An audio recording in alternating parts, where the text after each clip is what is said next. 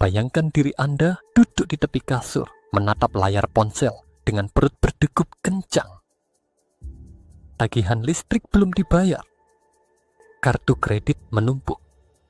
Gaji yang baru saja masuk sudah tinggal separuh.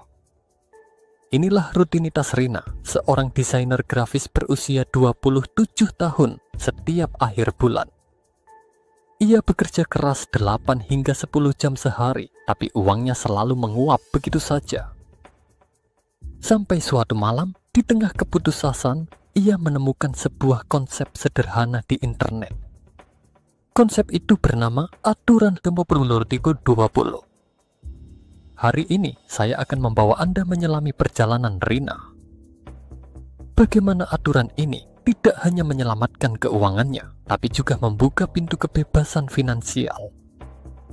Cerita dimulai di tahun 2018, saat Rina baru lulus dan mendapatkan pekerjaan pertama. Gajinya saat itu sekitar 8 juta rupiah per bulan. Terdengar cukup, bukan? Tapi ia tinggal di Jakarta. Sewa kamar kos 2.500.000.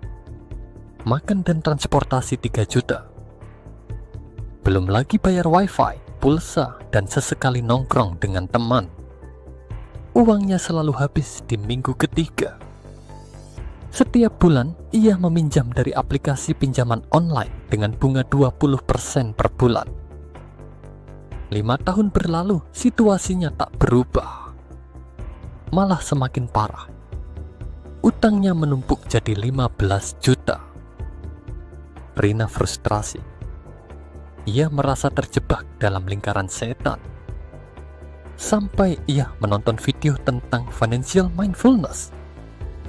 Di video itu, seorang ahli keuangan bercerita tentang Senator Elizabeth Warren dan penelitiannya di Harvard.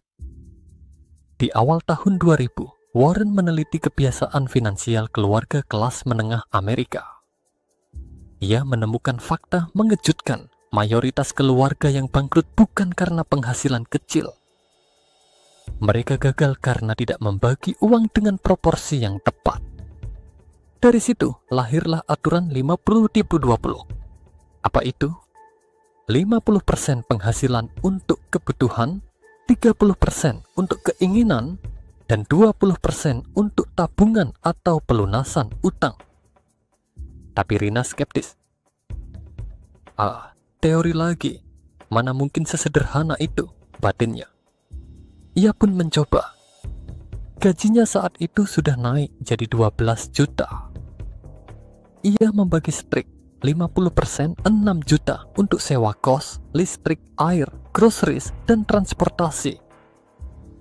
30% 3.600.000 untuk hiburan, langganan Netflix, dan makan di luar.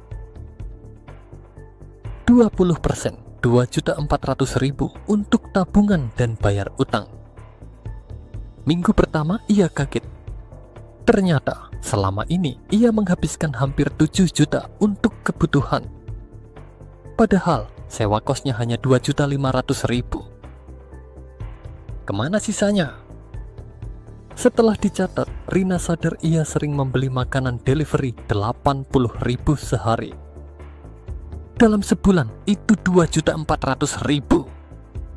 Jumlah yang bisa dialokasikan untuk bayar utang. Disinilah letak keajaiban aturan 50-30-20. Ia memaksa kita menghitung proporsi, bukan sekadar nominal. Contoh, jika gaji Anda 5 juta, kebutuhan maksimal 2.500.000. Jika gaji 20 juta, kebutuhan 10 juta. Ini mencegah lifestyle inflation. Saat penghasilan naik, pengeluaran ikut melambung. Tapi ada rahasia yang jarang diungkap para ahli. Angka 50% untuk kebutuhan harus termasuk cicilan utang. Jika tidak, proporsinya kacau. Ini kesalahan Rina di awal. Ia menganggap cicilan utang sebagai kebutuhan, padahal itu konsekuensi dari kesalahan masa lalu. Setelah berkonsultasi, ia memutuskan mengalokasikan 20% tabungannya untuk melunasi utang terlebih dahulu. 2 tahun berlalu. Rina konsisten dengan aturan ini. Hasilnya, utang 15 juta lunas dalam 18 bulan. Ia mulai menabung emas dan reksadana. Yang lebih mengejutkan, 30% dana keinginan justru membuatnya lebih bahagia. Dulu, ia merasa bersalah setiap kali membeli kopi Starbucks 50.000. Kini, selama masih di kuota 30%, ia bebas menggunakan uang itu tanpa rasa bersalah. Tapi bagaimana jika penghasilan tidak tetap? Aturan ini tetap bisa diterapkan.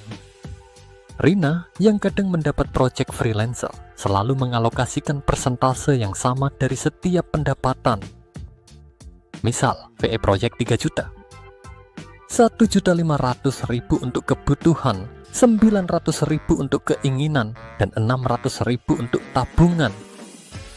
Di akhir cerita, Rina kini punya tabungan darurat 60 juta. Ia juga berinvestasi di reksadana syariah sebesar 10 juta per tahun. Yang paling membanggakan, ia baru saja membeli tanah senilai 100 juta di Bogor dengan uang muka dapat dari tabungannya. Teman-teman, kisah Rina bukan dongeng. Ini tentang disiplin dan sistem. Aturan 50-30-20 seperti kompas yang mengarahkan uang ke tujuan yang bermakna. Mulailah dengan mencatat pengeluaran selama 1 bulan. Pisahkan dalam 3 kategori tadi. Anda akan terkejut melihat betapa banyak kebocoran kecil yang bisa dialihkan untuk masa depan. Oh ya, tahukah Anda? Menurut survei Bank Indonesia, di tahun 2022, hanya 17% masyarakat yang punya rencana keuangan tertulis. Jangan jadi bagian dari 83% yang hidup tanpa arah. Jika hari ini Anda merasa terbantu dengan cerita ini, jangan lupa klik tombol subscribe dan like. Dukungan Anda akan membantu channel ini terus membuat konten bermutu. Sampai jumpa di cerita berikutnya.